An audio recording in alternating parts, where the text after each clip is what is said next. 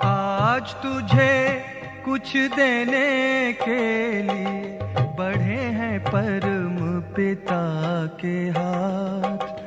भर ले झोली तू रत्नों से, भर ले झोली तू रत्नों से। सदा रहे ये तेरे साथ। आज तुझे कुछ देने के लिए बढ़े हैं परम पिता के हाथ।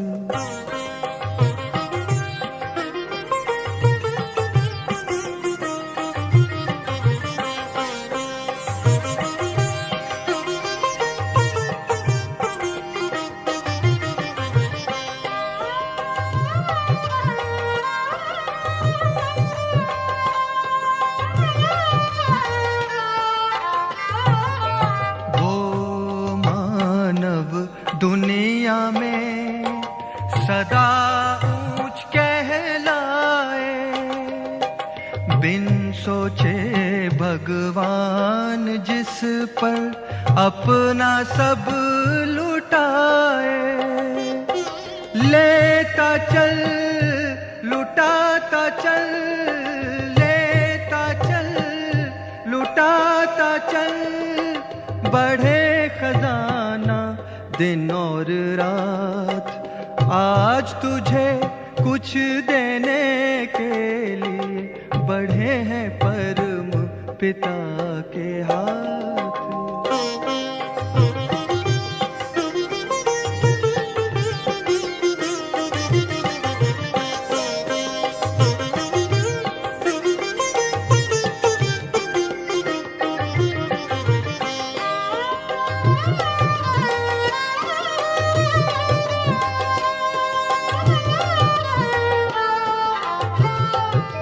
सेवा करके जिसने अपना सब कुछ सफल बनाया, उससे ज्यादा और किसी ने ईश्वर से ना पाया।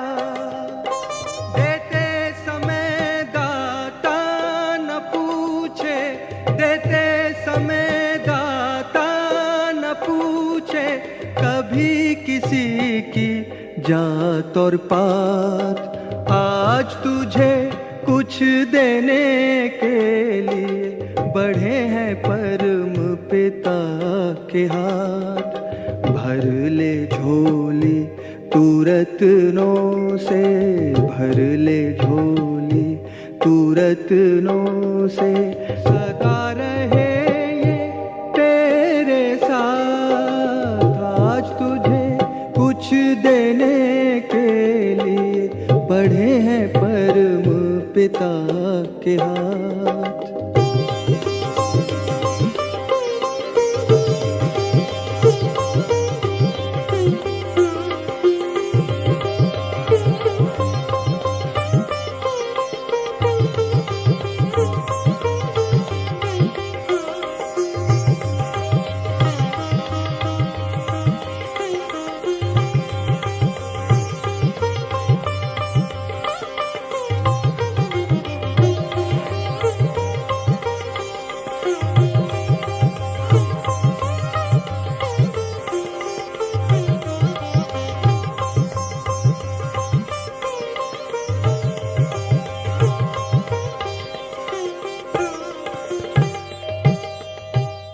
ओम शांति। आज आमे द्वितीय दिवस रे पदार्पण कले। समस्ते आपण माने आग्रह सहकारे उपस्थित रहिछंती। आमे हमर आजिर राजयोगर अभ्यास एक सुख शांतिमय जीवन निमंते जो लक्ष्य रखिकी बसछे, पुणी आमे परमात्मा पिता ध्यान रे रही प्रारंभ करिबा। आखि को खोला रखंतु। ଯେତେ ବି ଯାହା ଦେଖାଯାଉଛି ମନ ଭିତରେ ଗୋଟେ ସଂକଳ୍ପ କରନ୍ତୁ, ମୁଁ ଦୃଶ୍ୟମାନ ବସ୍ତୁ ବା ବ୍ୟକ୍ତିରେ ଦେଖିବା ପାଇଁ ଇଚ୍ଛୁକ ନୁହଁ। କମ୍ଫର୍ଟେବଲି ନିଶ୍ଚିନ୍ତ ତାର ସିଂହାସନରେ ବସନ୍ତୁ। ମନ ବୁଦ୍ଧିରେ ଦୃଢ଼ ସଂକଳ୍ପ କରନ୍ତୁ, ଗୋଟେ ଅଧା ମିନିଟ୍ ପାଇଁ ମୁଁ ପ୍ରଭୁ ସ୍ମରଣ କରିବି, ପରମାତ୍ମା ପିତାଙ୍କୁ ଧ୍ୟାନ କରିବି। ମୋର ଏକାଗ୍ରତା କନସେନ୍ଟ୍ରେସନ୍ ପରମାତ୍ମା ପିତାଙ୍କ ଧ୍ୟାନରେ ଖୁସି ମନରେ ଆହ୍ୱାନ କରନ୍ତୁ। ସେହି ପରମାତ୍ମା ପିତାଙ୍କୁ ଆନନ୍ଦରେ ପିତାଙ୍କର ଉପସ୍ଥିତିକୁ ଅନୁଭବ କରନ୍ତୁ ଏବଂ ନିଜକୁ ମନୋବୁଦ୍ଧି ଦ୍ୱାରା ସମ୍ପୂର୍ଣ୍ଣ ରୂପରେ ସମର୍ପଣ କରନ୍ତୁ।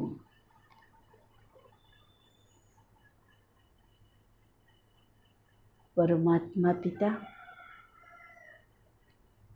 ଆପଣଙ୍କ ପ୍ରଦତ୍ତ ଡାଇରେକ୍ଟ ଜ୍ଞାନର ସତ୍ୟତାକୁ ଅନୁଭବ କରିବା ପାଇଁ ଆପଣ ଚାନ୍ସ ଦେଇଛନ୍ତି। ଆପଣଙ୍କୁ ଶତ ଶତ ଧନ୍ୟବାଦ। ମୁଁ ସେହି ଭାଗ୍ୟଶାଳୀ ଆପଣଙ୍କ ରଚନା ମୋର ଜୀବନରେ ସମ୍ପୂର୍ଣ୍ଣ ଭାବରେ ଅବିନାଶୀ ସୁଖ ଶାନ୍ତିର ଅନୁଭୂତି ପାଇଁ ଉପସ୍ଥିତ ରହିଛି।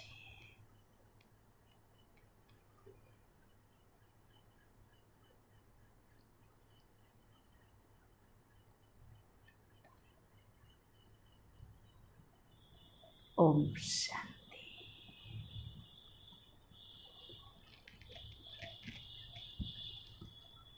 ମନର ସଂକଳ୍ପ ଦେହର ଇନ୍ଦ୍ରିୟ ସକ୍ରିୟ ଥିଲେ ମଧ୍ୟ ମନର ପ୍ରଗାଢ଼ତା, ମନର ଲକ୍ଷ୍ୟ ଉଦ୍ଦେଶ୍ୟ ଅନୁଯାୟୀ ଇନ୍ଦ୍ରିୟ ଗୁଡ଼ାକ କର୍ମ କରନ୍ତି। ଏହି ନୀରବତା ଭିତରେ, ପ୍ରଭୁ ପ୍ରେମ ଭିତରେ, ସ୍ୱୟଂକୁ ସମର୍ପଣ କରିବା ଭିତରେ ସ୍ମରଣର ଆନନ୍ଦ ଆମେ ସମସ୍ତେ ନେବେ।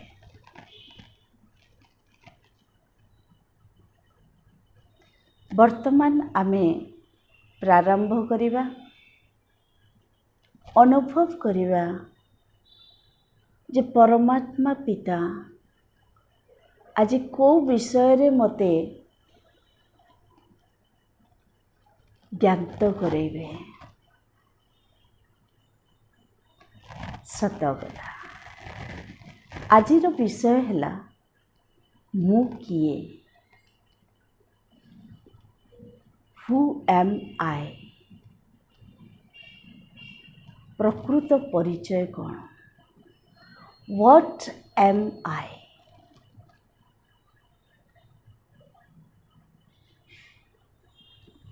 ଆପଣମାନେ ସାମ୍ନାରେ ଚିତ୍ର ଦେଖୁଛନ୍ତି। ଗୋଟିଏ ଚିତ୍ରରେ ଲେଖା ହେଇଛି ହ୍ୟୁମାନ୍ ବିଇଂ, ମନୁଷ୍ୟ। ତାର ଅପର ପାର୍ଶ୍ୱରେ ଲେଖା ହେଇଛି ଶବ। ତ ମନୁଷ୍ୟ ଆଉ ଶବ ଭିତରେ ତଫାତ୍ କ'ଣ? ଦୁଇଟା ଗୁଡ଼ାକର ଆକୃତି ମନୁଷ୍ୟ ଆକୃତି।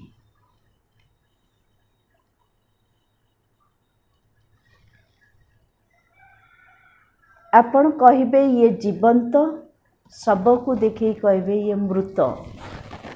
ନିରାଟ ସତ୍ୟ। ଜୀବନ୍ତ ବିଷୟରେ ଆପଣଙ୍କର ଅଭିଜ୍ଞତା କ'ଣ? ମୁଁ ଯଦି ପଚାରିବି ଆପଣ ଜୀବନ୍ତ ନା କି ମୃତ, you are alive or dead, ଆପଣ କ'ଣ ଉତ୍ତର ଦେବେ? ଜୀବନ୍ତ। ମୁଁ ଜୀବିତ ଅବସ୍ଥାରେ ଅଛି।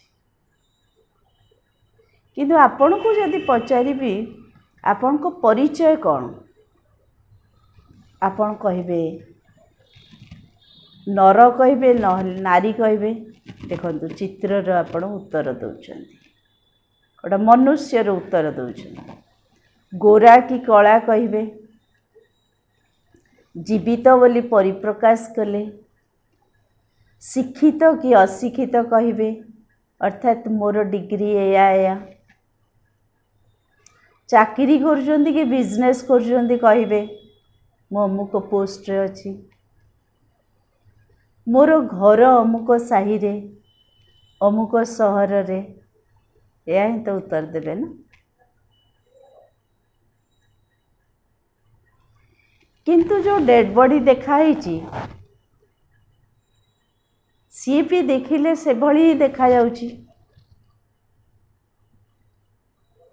ସିଏ କ'ଣ ଉତ୍ତର ଦେବ? ନିରୁତ୍ତର। ତାର ଶବ୍ଦ ନାହିଁ, ଗତି ନାହିଁ, ଶକ୍ତି ନାହିଁ। ତ ଆପଣ ତ କହିଲେ ଜୀବିତ, ଦେହକୁ ଇଙ୍ଗିତ କରି କହିଲେ ଯେ ମୁଁ ଗୋରା କି କଳା, ନର କି ନାରୀ, ଗରିବ କି ଧନୀ, କ୍ୱାଲିଫିକେସନ୍ କହିଲେ, ପୋଷ୍ଟ କହିଲେ, ଯାହା ବି ଉତ୍ତର ଦେଲେ, ସେଠି ବି ତ ଡେଡ୍ ବଡିରେ ସେଇଆ ହିଁ ଦେଖାଯାଉଛି। ବର୍ତ୍ତମାନ ସ୍ପଷ୍ଟ ବୁଝିପାରୁଥିବେ ମୁଁ ଯେଉଁ ଶବ୍ଦ ଉଚ୍ଚାରଣ କରୁଛି ସେ ଚେତନା ହିଁ କହିପାରୁଛି, ଡେଡ୍ ବଡି କହିପାରୁନି। ଅର୍ଥାତ୍ ଦେହଟା ଜଡ଼, ତା ଭିତରେ ଚେତନାଟା ହେଉଛି ଆପଣ। ମୁଁ ଠିକ୍ କହୁଛି ନା? ଚେତନା ଆପଣ ଉତ୍ତର ଦେଲେ, ଡେଡ୍ ବଡି ଦେଇପାରିଲାନି, ସିଏ ବି ବଡି, ଆପଣଙ୍କର ବି ବଡି ଦେଖାଯାଉଛି। ଆହୁରି ଆମେ ଯଦି ସରଳତାକୁ ଯିବା, ଆପଣ କ'ଣ କହୁଛନ୍ତି? ମୋତେ ବର୍ତ୍ତମାନ ଭୋକ ଲାଗୁନି, ମୁଁ ବର୍ତ୍ତମାନ ଖାଇବିନି, ମୁଁ ଆଖି ଦ୍ୱାରା ଦେଖେ, ମୋର ଆଖି, ମୋର ପାଟି, ମୁଁ କାନ ଦ୍ୱାରା ଶୁଣେ, ମୋର କାନ। ଆପଣ ତ କେବେ ବି କହୁନାହାନ୍ତି ମୁଁ ଆଖି, ମୁଁ କାନ, ମୁଁ ନାକ, ମୁଁ ପାଟି, ମୁଁ ଏମିତି ତ କେବେ ବି ଆମେ କହୁନା। ବୁଝିପାରୁଛନ୍ତି? ତ ଆପଣ ଶରୀରକୁ ମୋର ଶରୀର କହୁଛନ୍ତି, ମୁଁ ଦେହ କେବେ କହୁନାହାନ୍ତି। ମୋର ଦେହଟା ଆଜି ଭଲ ଲାଗୁନି, ମୋର ମନଟା ଆଜି ଭଲ ଲାଗୁନି। ତ ये ଏକ୍ସପ୍ରେସ୍ କରିବା ବାଲା କିଏ? ସେଇ ଚେତନା ହିଁ ତ ନା। ତ ଆପଣଙ୍କ ଉତ୍ତର ଆପଣ ନିଜେ ହିଁ ପାଇଛନ୍ତି, ଆଉ ଆଗରୁ ବି ଜାଣିଥିଲେ, କିନ୍ତୁ ଏ ବିଷୟରେ ଆମର ଜ୍ଞାନ ନଥିଲା। ୟାକୁ ଆଧ୍ୟାତ୍ମିକ ଜ୍ଞାନ କୁହାଯାଏ। ଆଉ ସେ ଜୀବନ୍ତ ସତ୍ତା ହେଉଛି, ତାର ଆଧ୍ୟାତ୍ମିକ ନାମ ହେଉଛି ଆତ୍ମା। ତ ଆପଣ ସେହି ଜୀବନ୍ତ ବା ଚୈତନ୍ୟ ଶକ୍ତି ଆତ୍ମା। ଆପଣଙ୍କ ଦେହ ହେଉଛି ଆପଣଙ୍କର ଆବରଣ, ବା ଦେହରେ କର୍ମ ଆପଣ କରିବା ପାଇଁ କର୍ମକ୍ଷେତ୍ର। ଏଇଟା ସୃଷ୍ଟିଟା ହେଲା କର୍ମକ୍ଷେତ୍ର। କର୍ମ କରିବା ପାଇଁ ଆପଣଙ୍କୁ 5 ଇନ୍ଦ୍ରିୟ ମିଳିଛି, ଯଦ୍ୱାରା ଆପଣ ନିଜର ଏକ୍ସପ୍ରେସନ୍ कर्म इंद्रिय द्वारा प्रकाश कर। आपण को प्रथमे कहगला ध्यान करंतु आपण को आखि आगे जहाँ भी वस्तु व्यक्ति अछंती देखंतु नहीं। आपणकर मन बुद्धि को एकाग्र करंतु जे मु गोटे अधा मिनिट पाई परमात्मा पिता ध्यान रे बसिबी। देखंतु मन को एकाग्र कले आखि आगे जहाँ थिले भी आपण हलचल रे आसी नाहंती, विचलित होना। किंतु आपण कंफर्टेबल बसते निश्चिंत होगी, कारण आपण टाइम निर्धारित करदेले जे अधा मिनिट। तो मन है सूक्ष्म, आखि है स्थूल, आत्मा है सूक्ष्म, शरीर है स्थूल। तो ये दीटा गुड़ाक हूँ मनुष्य, आत्मा जीवंत, शरीर जड़, दुईटार सम्मिश्रण है मनुष्य आत्मा। ह्यूमन बीइंग, ह्यूमन है ह्यूमस वर्ड रो, ह्यूमस माने माटी। तो माटी रू जात अर्थात पंच प्रकृति रू जात ए शरीर पुणी पंच प्रकृति रे ही मिसीज पोड़ीदेले हम। किंतु आत्मा होची अजर अमर अविनाशी, सी साकार दुनिया रे संसार नुह। जमती शरीरटा मातृगर्भरे निर्माण हुए, माता पिता से रेस्पॉन्सिबल। शरीरटा गर्भरे निर्माण हवा परे आत्माटा प्रवेश करे। आत्मा को माँ बापा जन्म दियंती, देहटा पाई से माने रही छंती। तो शरीर भितरे आत्मा प्रवेश कले सेटा गर्भ भितरे बुलिबा आरंभ करे। तो माँ को जना पड़े मो छुआटा बंची, बाहर को आसु आसु से आवाज करिवो, सूचई दबो मु बंची। तार हस खेल सबू गुड़ाकर आपण जत्न नौछंती। शरीरर आत्मा ज्ञान नथिले भी से कहीं एते समय शोइची, ताको भोक लगिलाणी बोधे कांदुची, आपण चिंता करछन, से तो निश्चिंत।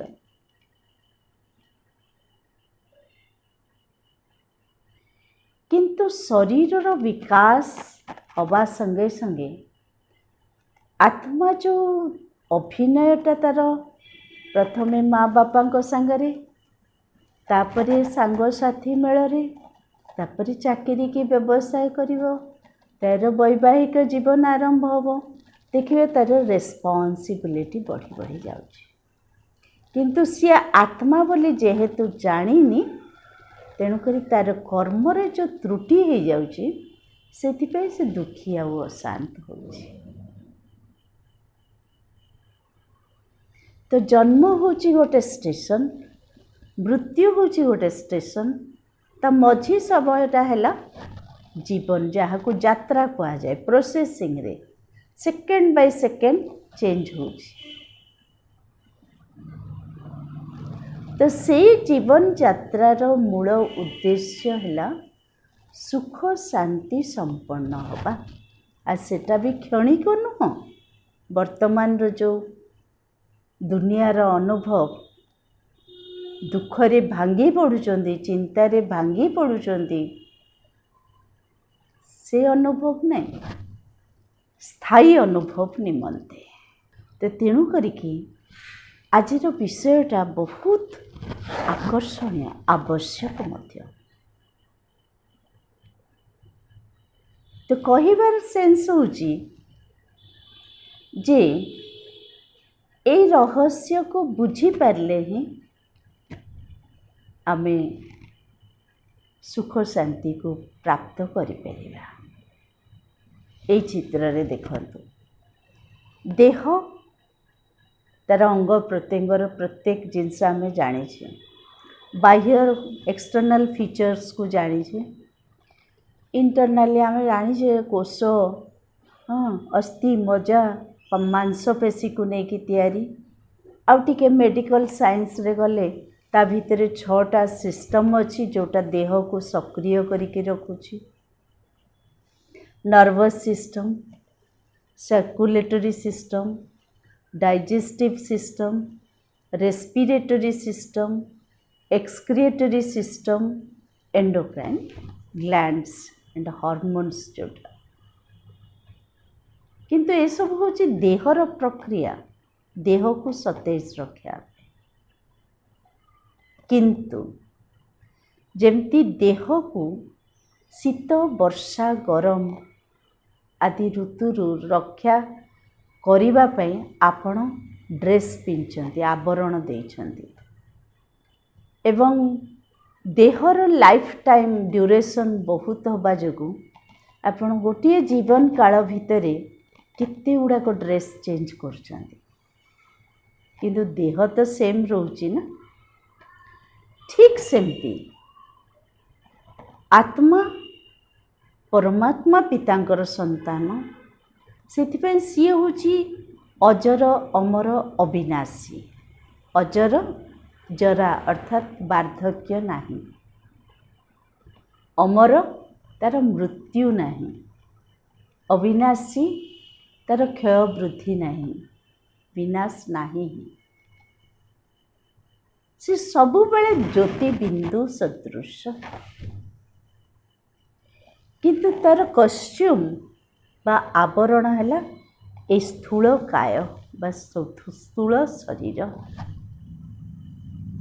किंतु ए शरीरटा मर दुनिया आसी 5 तत्व। ए दुनियार प्रत्येक जिनसर आविर्भाव अच्छी, विकास, तापरे मृत्यु अवसान।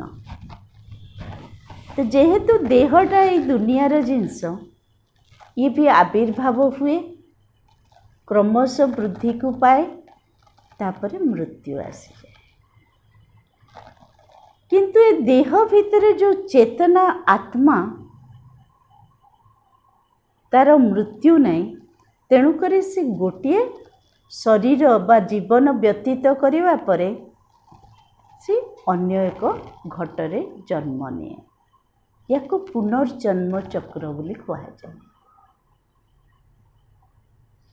तो गोटे अविनाशी जिनस तार ड्रेस है देह, से केते ड्रेस जेतेटा देह सी चेंज कर सारी सेतटा सी माता पिता ज्ञाति कुटुंब घर भाषा धर्म स्थान सब तार चेंज होती, किछि भी तार मने नहीं। तो निश्चित भाव में मु कहिबी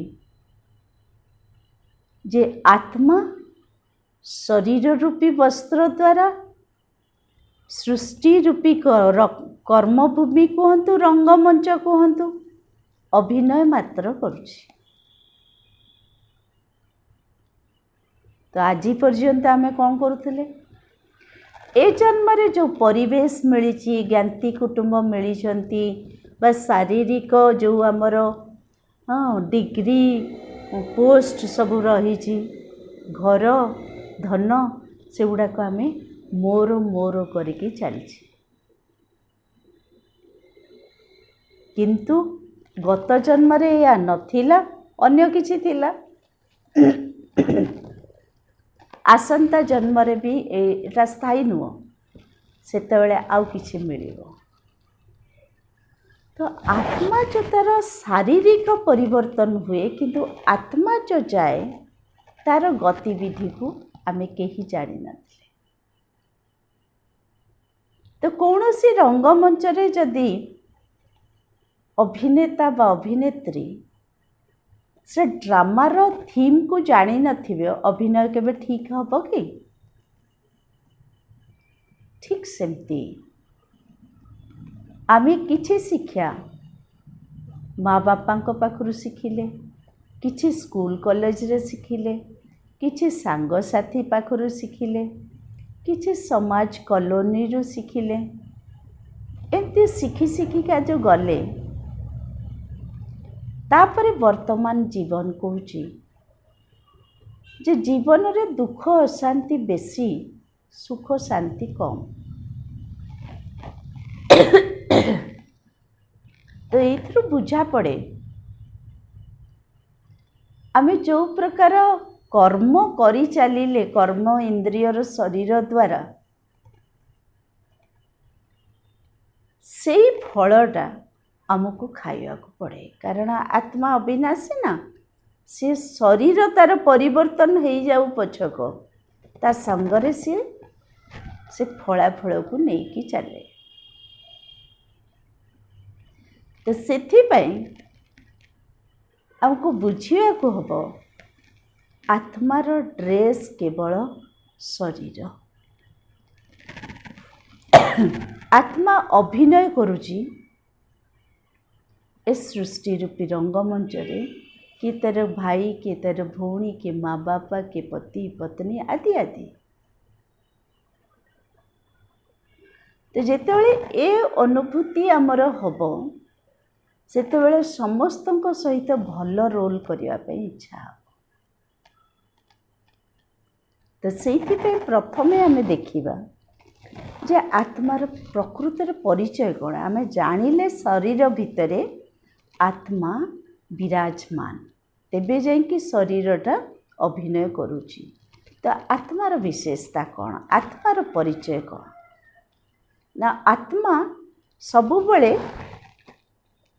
ମସ୍ତକରେ ଦୁଇ ଭ୍ରୁଲତା ମଝିରେ ଅବସ୍ଥାନ କରେ, କିନ୍ତୁ ଦେଖାଯାଏନି। ସେ ଗୋଟେ ଶକ୍ତି।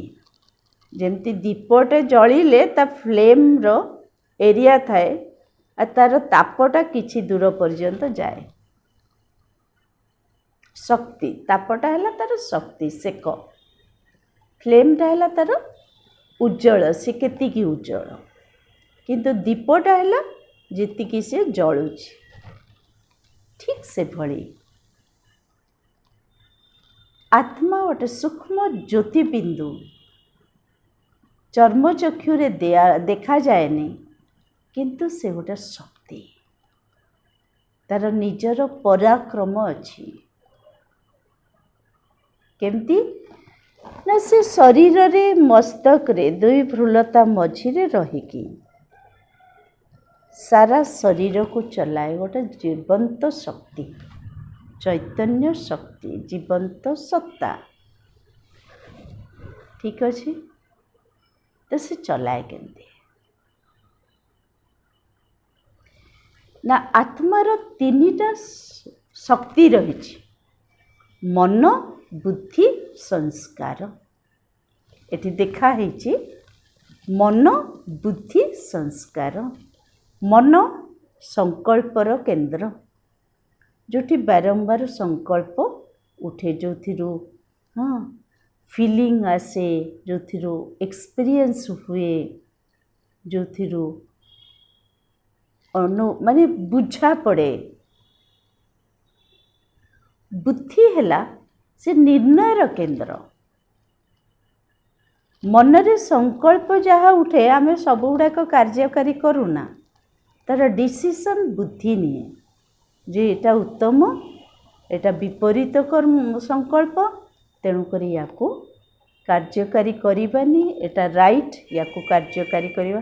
ଯେମିତି ସେ ଡିସାଇଡ଼୍ କରେ, ପୁଣି କର୍ମ ଇନ୍ଦ୍ରିୟର ଯେଉଁ ଶରୀର ଅଛି, ଯେଉଁ କର୍ମ ଇନ୍ଦ୍ରିୟର ଆବଶ୍ୟକତା ରହିଛି, ସେ ଅନୁଯାୟୀ କର୍ମ ସମ୍ପାଦନ ହୁଏ।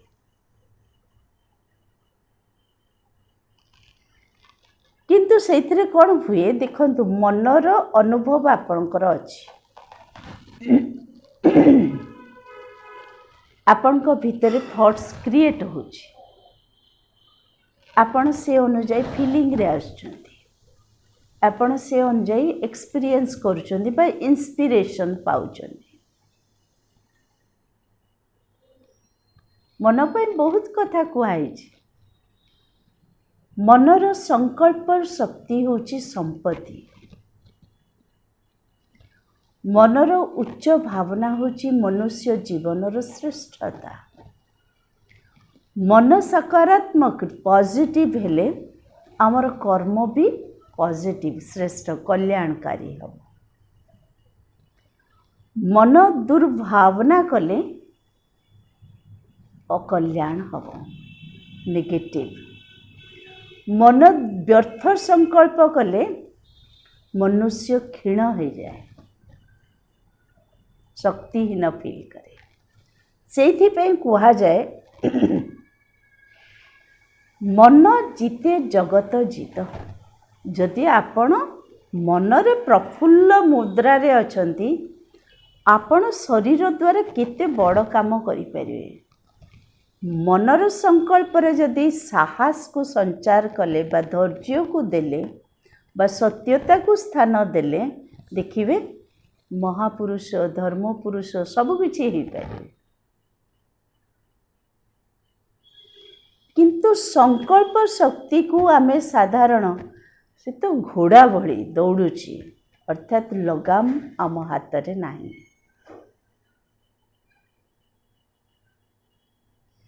तो ये जो चिंताधारा आमे खाली जानी छे, किंतु मन देखा जाउनी, आमे भावचे सेटा स्वतः प्रवृत्त होके चलुची नाई।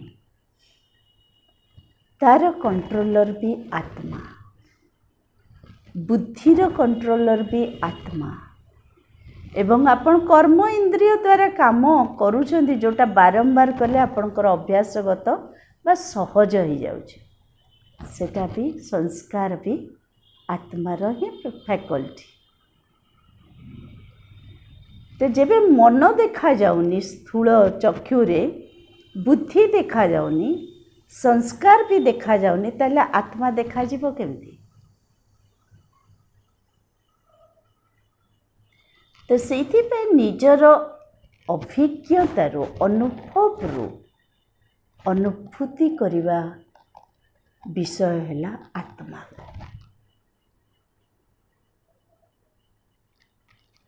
तो आत्मा को चर्म चक्षु द्वारा देखी हुएनी, किंतु तार उपस्थिति को तार शक्ति फैकल्टी द्वारा बुझीबा हुए। जे मन जदि संकल्प करुछि, बुद्धि जदि निर्णय नउछि, मो भीतर कर्म करिवार क्षमता अछि, ताहले आत्मा विराजमान बा मनुष्यटा एलाइव। यदि से गुड़ाक नाही, ताहले शरीर रु विच्युत हो जाइछि, मृत। से सहज रीति रे देखि परिवे, आउरी बुझी परिवे। वर्तमान पर्यंत भी भावुथिबे जे भौणी कौन कहउचंती, देखा जाउनी जोटा आमे सेटा बोली कहउचंती।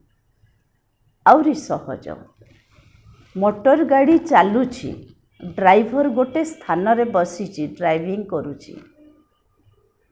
तो मोटर गाड़ीटा चालुछि तो तार जीवन अछि, ड्राइवर गोटे जगार बसीछि तो तार जीवन नाही बोली कहि परिबे कि? आम समस्त को जना अच्छे ड्राइवर न बसिले गाड़ी चलिबो नाही। ड्राइवर चैतन्य, गाड़ीटा मटेरियल गोटे, सेटा वस्तु, ताकू ड्राइवर चलाउछि। ठीक सेमती मोर भाई भौणी माने, शरीरटा चल प्रचल होउछि। आपण आखि द्वारा देखुचंती, कान द्वारा शुणुचंती, मुख द्वारा कहउचंती, गोड़ द्वारा चलुचंती, हाथ द्वारा कर्म करुचंती, किंतु आत्मा ड्राइवर बसीछि।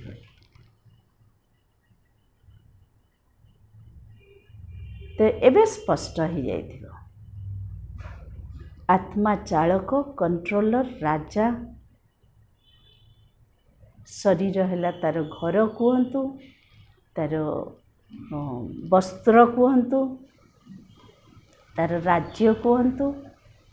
एटा ठीक सेमती जेमती कंप्यूटर आपण यूज करुचंदी, आपण क्लिक कले से आपण को सब गुड़ाक जहाँ पचारुचंदी से उत्तर दूची।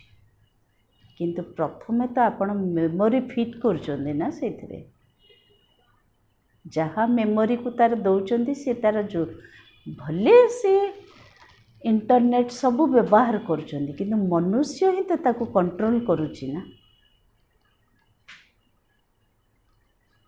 तो आमे जदि कहवा कंप्यूटर जीवन अच्छी एटा ठीक हम कि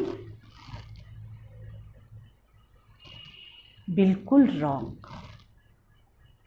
आमे भी सेमती जीवन व्यतीत कले निजको देह जड़टा को निजे बोली भाविले एवं आत्मज्ञान संसार रे कोठी भी दिया हैनी कि देई पारिबेनी केही भी आत्म अनुभूति करी आत्मर स्वधर्म रहिबा वाला केही भी ना।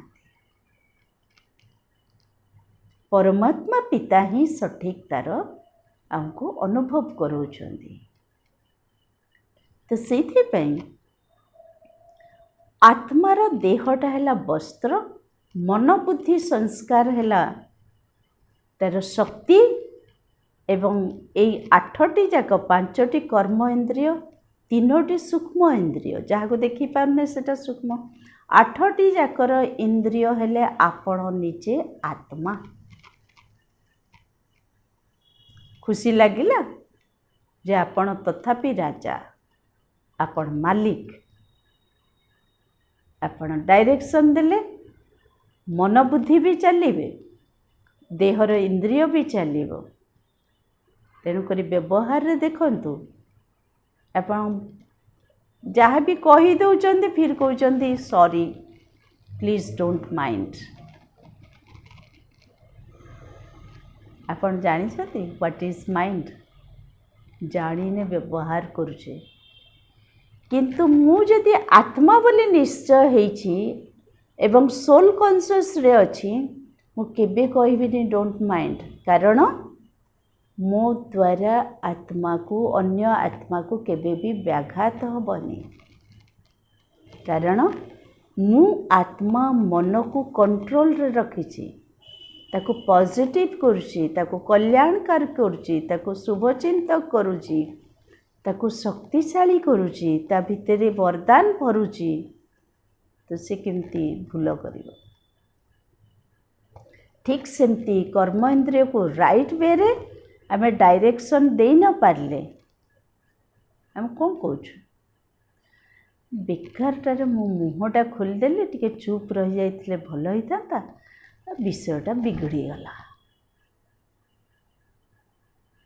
तो मुहटा किए चुप कर आपण को तो आत्मज्ञान नहीं तो भूल करिके आमे पश्चाताप जो करुचे तार परिणाम जदियो सजाड़ी दौचे कहीकि जे भूल हो गला भाई कि भौणी मोर किंतु ता भितर जो कथाटा गली गला से जिनसटा हजम होबा तो कष्ट होब ना आ तार परिणाम स्वरूप निश्चित भाव में आमको कौटी ना कौटी कष्ट मिल अशांति मिल दुख अनुभव हो कारण एटा कर्म क्षेत्र every action has equal and opposite reaction.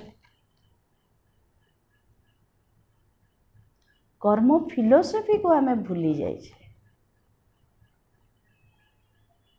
तो 8टी इंद्रिय को सुचारू रूप से चलेवा को हेले हमको सोल कॉन्शियस स्टेटस रे रहिवा को हबो एवं सेथि पे किछि नै सिंपल मु आत्मा अजर अमर अविनाशी ए शरीर खंडिक मते मिली जहा द्वारा मु श्रेष्ठ कर्म करिया पई ए सृष्टि रंगमंच को आसी।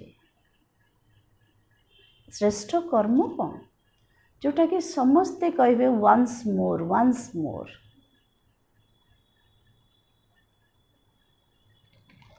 से सबू को आमे भूली गले केमती ना देह को निजे बोली भाविबा द्वारा देह अभिमान जो बॉडी कॉन्शियस मु सुंदर मु मोर धन अच्छी मोर पोस्ट अच्छी मोर आभिजात्य अच्छी रूप रंग रस गंध स्पर्श ए सबुरे आसिकी आमे ए सब गुड़ाक देहर इंद्रियर पार्ट आसिकी स्वयं को भूली जाइथिले जे परमात्मा पितांक मु रचना अजर अमर अविनाशी आत्मा आत्मा निमंते आमे पढ़ीचे आत्मा अजर अमर अविनाशी पानी रे बुड़ीबनी निआरे पोड़ीबनी खंडारे हाणी हबनी तापाई मृत्यु नाही। किंतु आज आम अनुभव करिबा काहींकि नहीं आम जानिले आमर सत्ता आधिपत्य को राज्य उपरे शरीर राज्य उपरे किंतु शारीरिक सुख पाई स्वार्थपर हेले आ सबुड़ाक विकार को निज भितरे बास करेले काम क्रोध लोभ मोह अहंकार को स्थान देले। तो ये पंच विकार जो कर्म कले तार परिणाम होची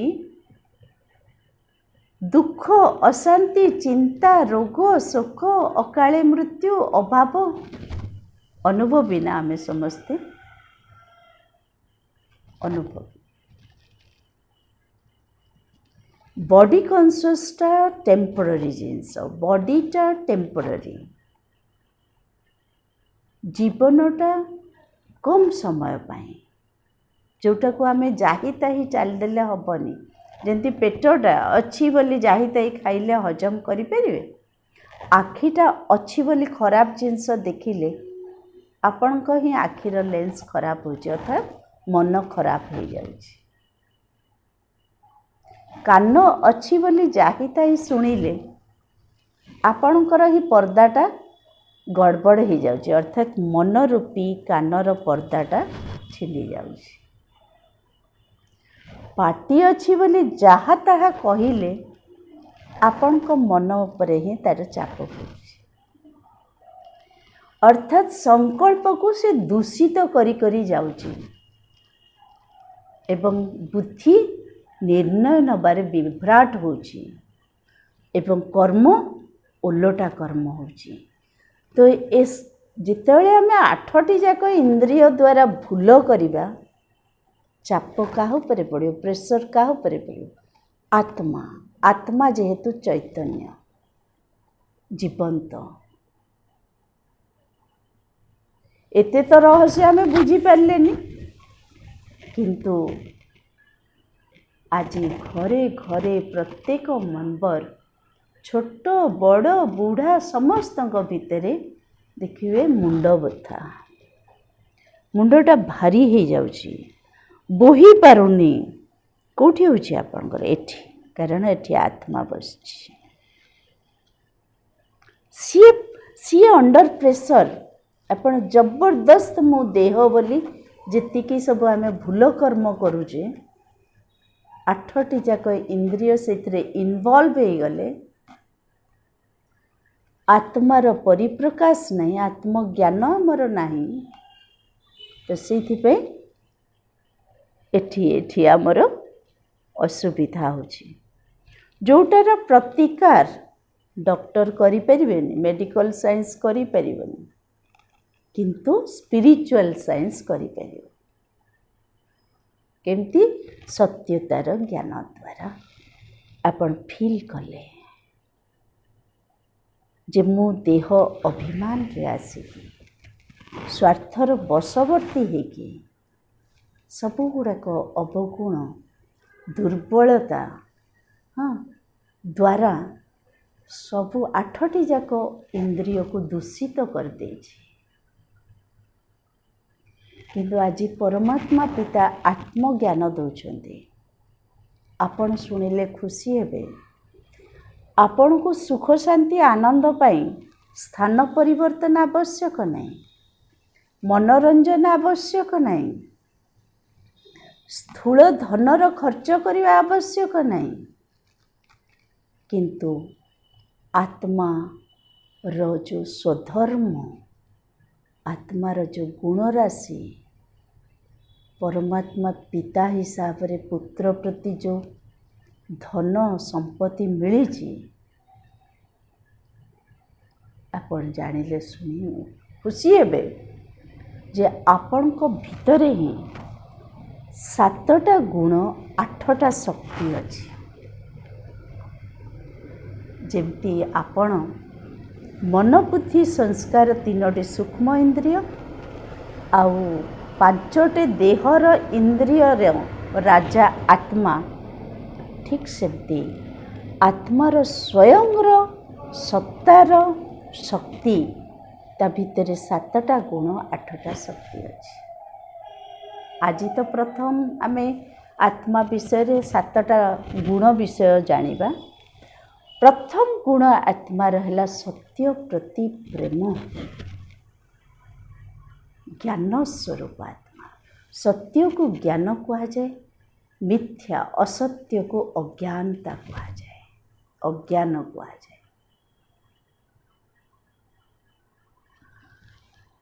ଜ୍ଞାନ ପ୍ରତି ଆମର ଆକୃଷ୍ଟତା ଅଛି,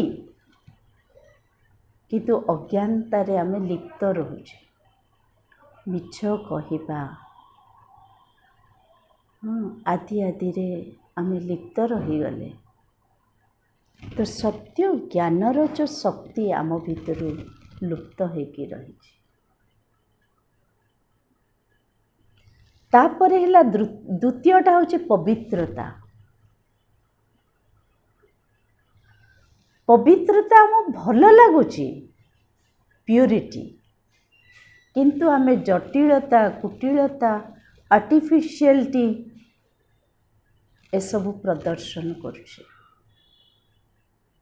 ତ ସିମ୍ପ୍ଲିସିଟି, ଅନେଷ୍ଟି ଏଗୁଡ଼ାକ ଆମକୁ ଭଲ ଲାଗୁଛି। ତ ଦେଖନ୍ତୁ, ଆତ୍ମାର ଶ୍ରଦ୍ଧା ଆକର୍ଷଣ ଗୁଣରେ ରହିଛି, କିନ୍ତୁ ଆତ୍ମଜ୍ଞାନ ନଥିବା ହେତୁ ଆମେ ଯେଉଁ ପରିବେଶରୁ ଆକ୍ୱାୟାର କଲେ ଏସବୁ ସ୍ୱାର୍ଥପର ହେବା, ବିକାର ଜନିତ ରହିବା, ଏଗୁଡ଼ାକ ସବୁ ଦୁଃଖ ଦେଉଛନ୍ତି। ତୃତୀୟ ହେଲା ପ୍ରେମ। ଆମେ ସମସ୍ତେ ଆତ୍ମା ଅନେକ, ଅର୍ଥାତ୍ ଭଗବାନଙ୍କର ରଚନା କେତେ ଦେଖନ୍ତୁ, ପ୍ରତ୍ୟେକ ଦେହରେ ଗୋଟେ ଗୋଟେ ଆତ୍ମା ବିଦ୍ୟମାନ, କିନ୍ତୁ ଆମେ କହୁଛେ वी आर ब्रदर लाइक, କିନ୍ତୁ କେଉଁ ରୂପରେ ବ୍ରଦର ଲାଇକ୍ ଆମେ ଜାଣିନେ। ଆତ୍ମାର କୌଣସି ଲିଙ୍ଗ ନାହିଁ, କିନ୍ତୁ ଆତ୍ମା ମାଲିକ ଶରୀରର, ତ ସେଇଥିପାଇଁ ତାକୁ ପୁରୁଷ ରୂପରେ ମାନି ନିଆଯାଇଛି, ଶରୀରଟାକୁ ପ୍ରକୃତି ରୂପରେ ନିଆଯାଇଛି। ତ ଆତ୍ମିକ ଲେଭଲରେ ଦେଖନ୍ତୁ, ଆପଣ ବି ଗୋଟେ ଜ୍ୟୋତିଷ ସ୍ୱରୂପ ଆତ୍ମା। ଆପଣଙ୍କ ସାମ୍ନାରେ, ଆପଣଙ୍କ ପାଖରେ, ଆପଣଙ୍କ ପଛରେ, ଏହି ରଙ୍ଗମଞ୍ଚ ଉପରେ ଶରୀର ଧାରଣ କରିକି ଯେଉଁମାନେ ଅଭିନୟ ମାତ୍ର କରୁଛନ୍ତି, ସେମାନେ ବି ଗୋଟେ ଗୋଟେ ଆତ୍ମା। ଭ୍ରୁକୁଟି ମଝିରେ ଦେଖିବା ଅଭ୍ୟାସ କରନ୍ତୁ, ନିଜକୁ ବି ଦେଖନ୍ତୁ ଆତ୍ମା ରୂପରେ, ଅନ୍ୟକୁ ବି ଆତ୍ମା ରୂପରେ। ତ ଇଏ ହେଲା ସ୍ପିରିଚୁଆଲ ଲଭ୍, ଭାଇ ଭାଇର ସ୍ନେହ ପ୍ରେମ ଭାବ।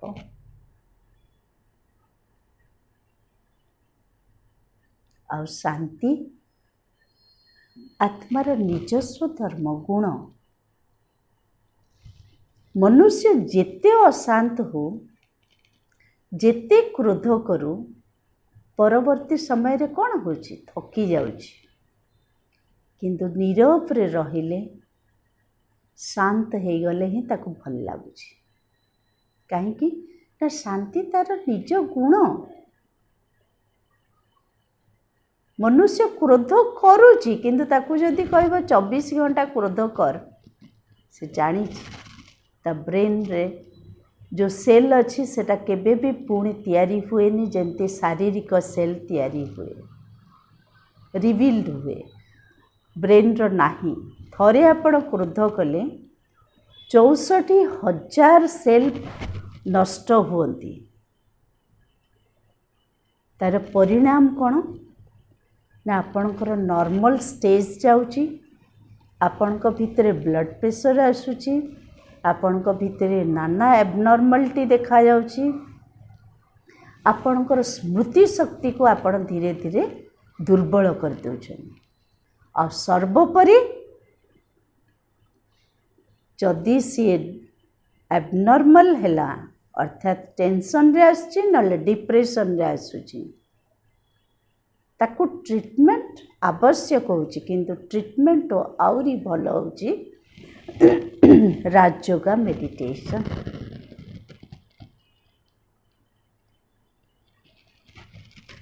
ଠିକ୍ ସେମିତି ସୁଖ ହେଉଛି ଆତ୍ମାର ସ୍ୱଧର୍ମ। ଅନ୍ୟକୁ ସୁଖ ଦେଲେ, ଖୁସି ଦେଲେ ଆମେ ବି ପାଇବା। ଯେମିତି ପ୍ରେମ ଭିତରେ ଅନ୍ତର୍ନିହିତ ଭାବରେ ସମ୍ମାନ ରହିଛି। ବଡ଼କୁ ସମ୍ମାନ କର, ଛୋଟକୁ ସ୍ନେହ ଦିଅ, ଛୋଟବେଳୁ ଆମେ ପଢ଼ିଛେ। ସେମିତି ଖୁସି ଦେଲେ ହିଁ ସୁଖୀ ହେବା, ଏଟା ଆମେ ଭୁଲିଗଲେ। ଆମର ଓଲଟା ନୀତି ହେଲା, ଯିଏ ମୋତେ ଖୁସି ହେଲା, ପ୍ରଶଂସା କଲା, ହଁ ପ୍ରେଜ୍ କଲା, ହଁ ଆଦି ଆଦି ଆମେ ଖୁସି ହେଇଯାଉଛୁ, କି ଗିଫ୍ଟ ଦେଲା। କିନ୍ତୁ ମୁଁ ଯଦି ସ୍ୱତଃପ୍ରବୃତ୍ତ ହେଇ ମୋର ଖୁସିର ଯେଉଁ ଗୁଣ ଅଛି, ସୁଖ ସ୍ୱରୂପ ମୁଁ ଆତ୍ମା, ତାକୁ ଯଦି ମୁଁ ବାଣ୍ଟିବି ଏଟା ବଢ଼ିବ। ଆଉ ଆପଣ ଇମାଜିନ୍ କରନ୍ତୁ, ଜ୍ଞାନ, ପବିତ୍ରତା, ପ୍ରେମ, ଶାନ୍ତି, ସୁଖ ଆପଣଙ୍କ ଭିତରେ ଅଛି, ତ ଆପଣ ଆନନ୍ଦ ସ୍ୱରୂପ ହେବେ କି ନାହିଁ? ସଦା ସର୍ବଦା ପ୍ରଫୁଲ୍ଲ ମୁଦ୍ରା, ପ୍ରସନ୍ନ ଚିତ୍ତରେ ରହିବେ। ଆଉ ଏ 6ଟି ଯାକ ଗୁଣ ପ୍ରତ୍ୟେକ ଗୋଟିଏ ଗୋଟିଏ ଶକ୍ତି, ଯେଉଁଟା ଆତ୍ମାକୁ ଶକ୍ତିଶାଳୀ କଲେ, ଅର୍ଥାତ୍ ରାଜା ଯେତେ ଶକ୍ତିଶାଳୀ ହେବ, ତାର ସିଂହାସନରେ ବସିଲେ ସେତିକି ସେ ତାର କର୍ମ ଇନ୍ଦ୍ରିୟ ହେଉ କି ସୂକ୍ଷ୍ମ ଇନ୍ଦ୍ରିୟ ହେଉ ସୁଚାରୁ ରୂପରେ ନିୟନ୍ତ୍ରଣ କରିବ। ତ ଏଇ ଜିନିଷ ବୁଝିବା ଆମ ସମସ୍ତଙ୍କର ଦରକାର ଯେ ମୁଁ ଆତ୍ମା ରାଜା, ମୋର ଏଇ 3ଟା ସୂକ୍ଷ୍ମ ଇନ୍ଦ୍ରିୟ ମୋର ନିୟନ୍ତ୍ରଣରେ ଚାଲିବ ଏବଂ 5ଟି ଶାରୀରିକ ଇନ୍ଦ୍ରିୟ ମୋର ନିୟନ୍ତ୍ରଣରେ ଚାଲିଲେ ଆତ୍ମା ସୁଖ ଶାନ୍ତିର ଅଧିକାରୀ ହେବ। ଆଉ ଗୋଟେ ଜିନିଷ ବି କହୁଛି, ଆମେ ଏଠି ଅଭିନୟ କରୁଛେ, କୌଣସି ଜିନିଷ ଏଠି ନା ନେଇକି ଆମେ ଆସିଥିଲେ ନା ସାଙ୍ଗରେ ନେଇକି ଯିବା। ଆମେ ଆମର ଏଇ 7ଟି ଗୁଣକୁ ସାଙ୍ଗରେ ନେଇକି ଆସିଥିଲେ, କାରଣ ଆମେ ଭଗବାନଙ୍କର ସନ୍ତାନ। ସେ ଯେମିତି ଗୁଣର ସିନ୍ଧୁ, ସେମିତି ସେ ଆମ ଭିତରେ ସେଇ କ୍ୱାଲିଟି ଥିଲା। ଯେମିତି ମଣିଷ ମଣିଷକୁ ଜନ୍ମ ଦିଏ, ପଶୁ ପଶୁରେ ବି ବିରାଡ଼ି ବିରାଡ଼ିକୁ ଦେବ, ବାଘ ବାଘକୁ ଦେବ। ଠିକ୍ ସେମିତି ମୁଁ ଆତ୍ମା ପରମ ପିତା ପରମାତ୍ମା, ପରମ ଆତ୍ମାଙ୍କର ସନ୍ତାନ। ତ ମୋ ଭିତରେ ବି ଗୁଣ ରାଶି ରହିଛି। ମୁଁ ଗୋଟେ ସୂକ୍ଷ୍ମ ଚେତନା, 7ଟି ଗୁଣର ଅଧିକାରୀ। ସେ ରୂପରେ ମୁଁ ଯେତେବେଳେ ଗୁଣ ଗୁଡ଼ାକ ମୋର କର୍ମେନ୍ଦ୍ରିୟ ଦ୍ୱାରା, ମୋର ଚିନ୍ତାଧାରା ଦ୍ୱାରା ବ୍ୟକ୍ତ କରିବି, ବହୁ ଆତ୍ମାଙ୍କର କଲ୍ୟାଣ ହେବ। ସେତେବେଳେ ସୁଖ ଶାନ୍ତି ପ୍ରତିଷ୍ଠା ହେବ। ନିଜ ଜୀବନ ସୁଖ ଶାନ୍ତିମୟ ହେବ, ତ ସଂସାର ବି ସୁଖ ଶାନ୍ତିମୟ ହେବ। ତ ଆଧାର,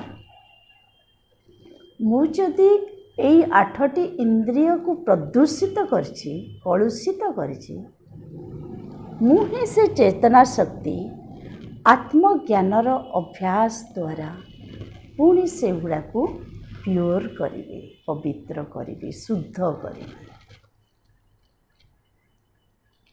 ତାହେଲେ ମୁଁ ଯଦି ଆସିଛି, କେଉଁଠୁ ଆସିଛି? ମୋ ଘର କେଉଁଠି? ନା ଯେଉଁଠି ଭଗବାନ ରୁହନ୍ତି ସେଟା ହେଉଛି ମୋର ପ୍ରକୃତ ଘର। ପିତା ନିକଟରୁ ଆସିଛି, ଏ ସୃଷ୍ଟିକୁ ଆସିଛି, କିନ୍ତୁ ମୁଁ ଆସିଛି ଜ୍ୟୋତିବିନ୍ଦୁ ରୂପରେ। ସୃଷ୍ଟିକୁ ଆସିଲା ପରେ ମୋତେ ଏ ଶରୀର ମିଳିଛି, ତେଣୁକରି ମୁଁ ଯେତେବେଳେ ଯିବି ଏ ଶରୀରକୁ ଏଠି ହିଁ ପୋଡ଼ି ଦିଆଯିବ, ମୁଁ ଘରକୁ ଯିବି ଜ୍ୟୋତିବିନ୍ଦୁ ଆତ୍ମା।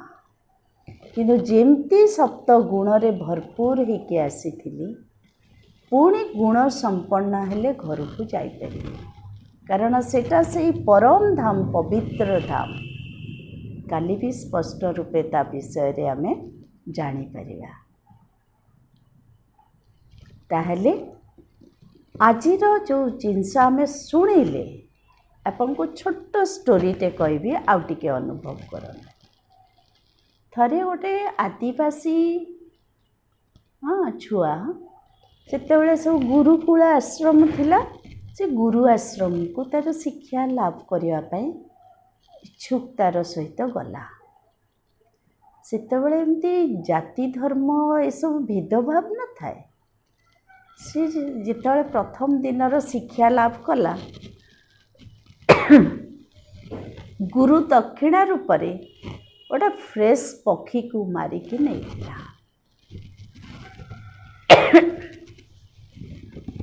तो गुरु सेठी तांकर शिक्षा देखंतु से किछि कहिलेनी किंतु सी तो भक्षण करूना। ता परदिन भी सी आउ गोटे पक्षी मारिकी नहीं। तृतीय दिन गुरु कहले जे बत्स तमे काली पुणी जो उपहार आणिब पक्षी को मारिब जे सी मारिबा समय रे तमे केही भी देखि नथिबे ता उपरे ध्यान दो। तो शिष्य से रकम कले पक्षीटा को गछ उपरू ओह्लेकी आनिले गिरी कंदर भितर को गले निजे कहले अच्छा पट्टीटे बांधिदेवी आखिरे कहीं सरभेद करवा दरकार नहीं ताको मोड़ीदेव पट्टी बांधिले आखिरे ठीक तार संखी मोड़िया को जाउछंदी तार मन पड़ला पक्षीटा तो देखुची। तो सेठी ताकर आत्मज्ञान जागृत है। से गुरु को पाखक संगे संगे आसिकी कहले जे आपण मते शिक्षा बहुत उच्च शिक्षा देइछंती। संसार रे जहाँ भी कर्म कले केही ना केही देखुछंती निश्चित भावरे। तेणुक आपण जो निर्देश देले केही देखु नथबो तो मु जानी पारली पक्षी को हत्या करवा उचित नहीं। तो शिष्यर आत्मज्ञान उदय हैला। से भाई भौणी माने आमे भूल काम कले तार निश्चित भावरे रिएक्शन आम उपरे ही पड़ुछि। जेमती गछरे बीज रोपण देखा जाउनी माटी तले रही जाउछि किंतु बीजर जो क्वालिटीटा वृक्ष थ्रू रे देखा गले से जो फल आसुछि से जना पड़ुछि जे बिहनटा हृष्टपुष्ट थिला। ठीक सेमती आत्मा देखा जाउनी किंतु आमे जो शरीर माध्यम रे पंचेंद्रिय द्वारा जहाँ कर्म करुचे सेटा आत्मा भोगिया पई बाध्य। तो कहीं आमे मंद कर्म करिबा जो आत्मिक विचार नथिबो ता द्वारा पुणी आमे दुखी होचु अशांत होचु। आत्मा ही तो होची ना डेड बॉडी रो दुख अशांति अच्छी आत्मा ही भोगुची। वर्तमान शुणुचंदी आपण कान द्वारा शुणुचंदी किंतु उत्तर कोठु आसुची मन बुद्धि एक्सेप्ट कले आत्मा खुश होची खुशी होची। तो आपणकर स्थूल इंद्रिय द्वारा सूक्ष्म इंद्रिय ग्रहण करुची सेठी येस हेले आत्मा को खुशी पहुँचुची बा आत्मा भावुची हाँ सतरे मुझे सांगरे श्रेष्ठ कर्मर आधार सेटा हला संस्कार।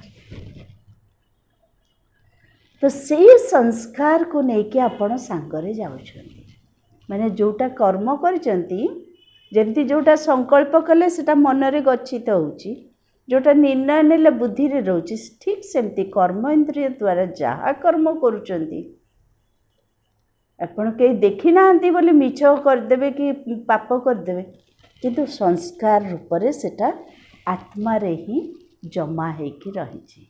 तेणुक आत्मा जितेबाला पुनर्जन्म चक्र रे जाउची आउ गोटे घट को जाउची से संस्कार को से सांगरे लेकी जाउची से अनुଯାयी तार भाग्य निरूपण होची।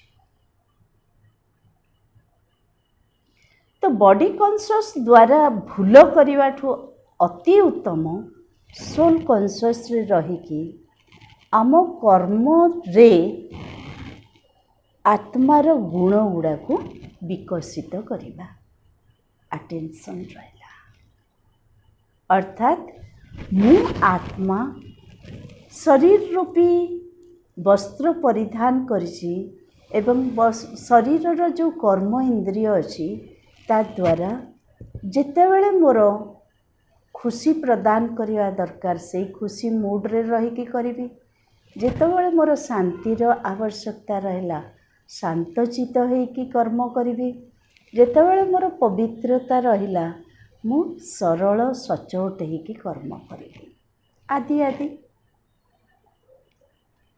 तो तार रिजल्टटा आम भितरे ही भरिकी संस्कार रे रहिबो।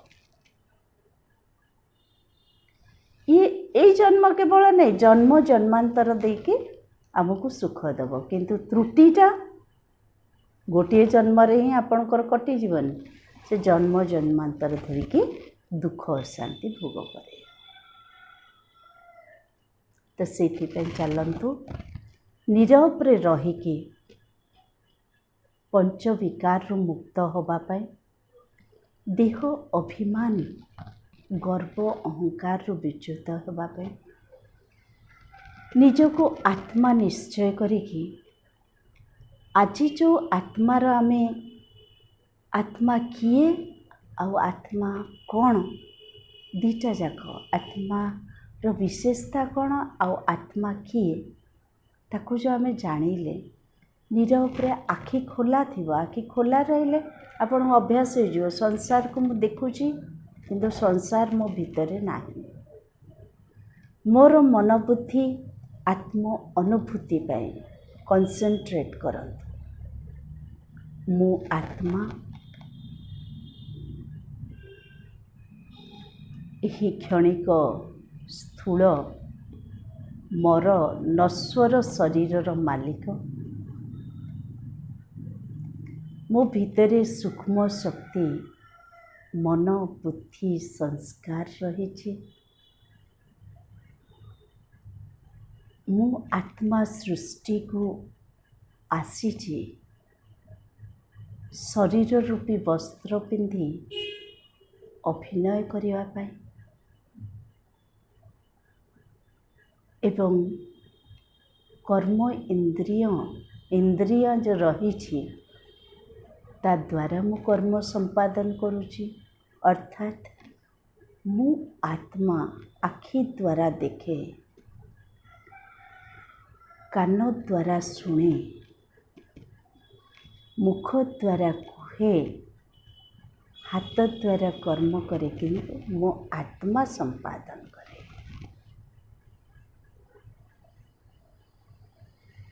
एवं कर्म को मो गुण विशिष्ट करी करे कारण मो भितरे अंतर्निहित रूपे ज्ञान पवित्रता प्रेम सुख शांति आनंद और शक्ति रही अंतर्निहित भोग केबे भी तार अवसान नहीं किंतु प्रदर्शन करिवा पाई मो शरीर धारण करछि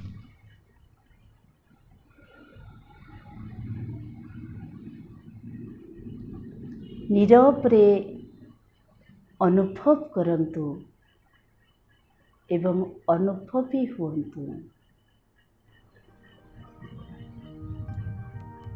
मस्तक मझिरे दुई भ्रूलता मझिरे मो आत्मा विराजमान एक सूक्ष्म अति सूक्ष्म ज्योतिबिंदु स्वरूप अदृश्य शक्ति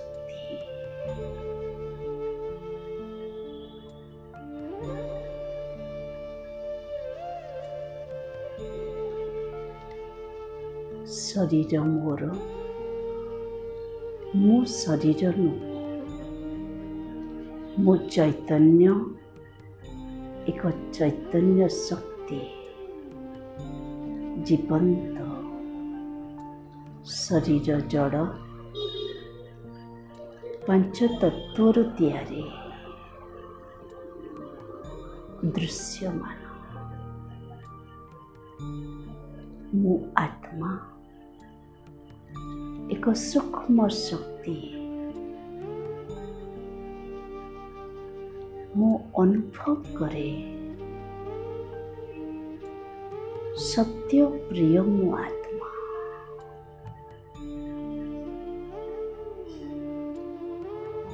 आत्मिक स्थिति, आत्म अभिमानी, सोल कॉन्शियसनेस मोर स्वधर्म।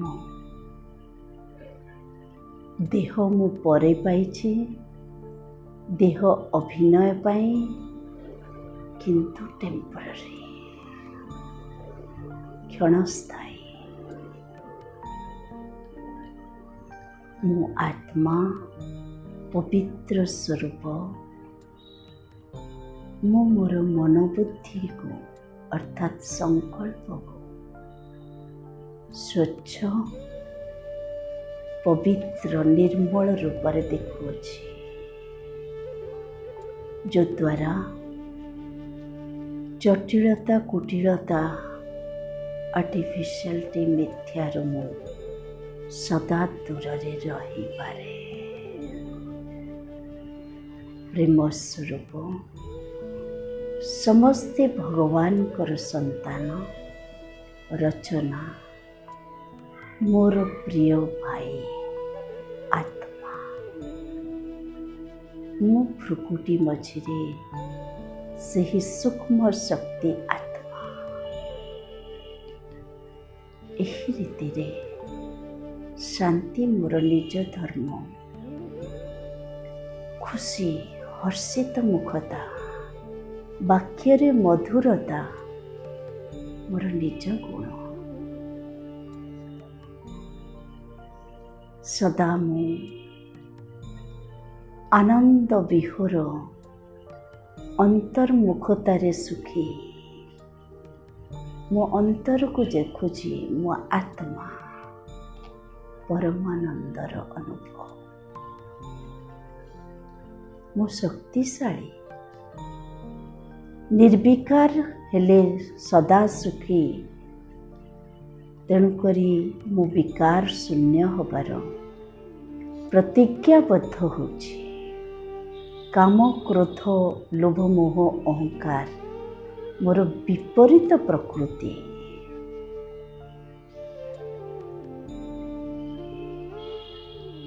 सत्य चेतना द्वारा खुशीर अनुभव करंतु। अन्य को सुख दे शांति चेतना रे रहे क्रोधमुक्त हुअन्तु।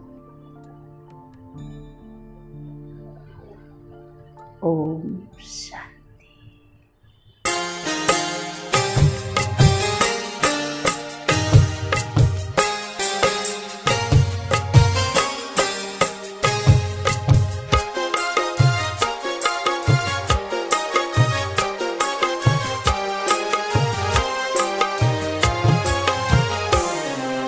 मस्तक सिंहासन पे हम आत्माएं राजन बने और शासन चलाएं। कर्मेंद्रियां कर्मचारी हमारी, भ्रिकुटी बीच दरबार अपना सजाएं। मस्तक सिंहासन पे हम आत्माएं राजन बने और शासन चलाएं।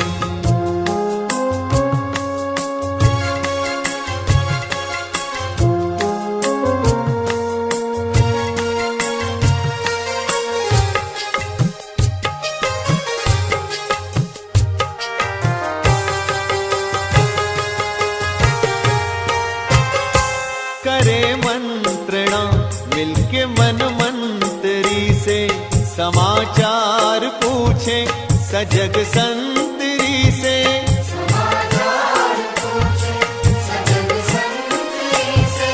बड़ी सावधानी से इस राजधानी को माया की छाया से पल पल बचाएं।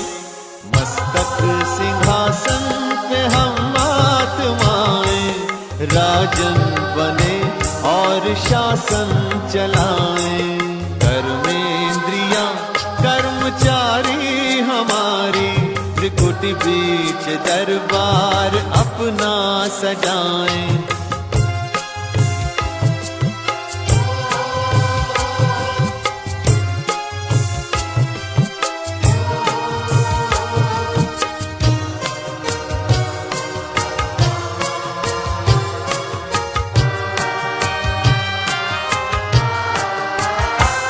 है बुद्धि का मुंसिफ बड़ा न्यायकारी, मैं राजा भी राजी सुखी जनता सारी।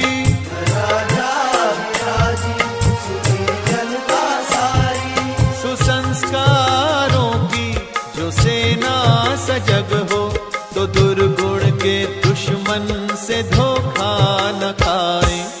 मस्तक सिंहासन पे हम आत्माएं, राजन बने और शासन चलाएं।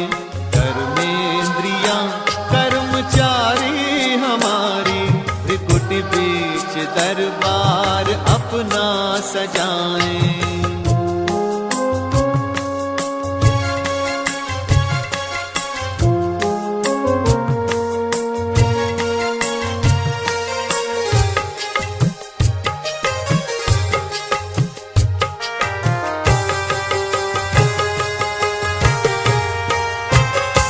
खुदा दोस्त की हम पे है छत्र छाया, कि खोया हुआ राज फिर से दिलाया।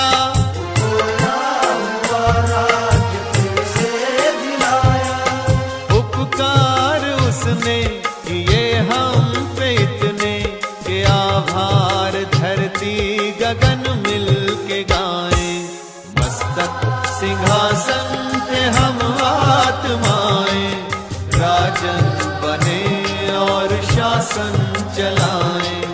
कर्मेंद्रियां कर्मचारी हमारी, त्रिकुटी बीच दरबार अपना सजाएं।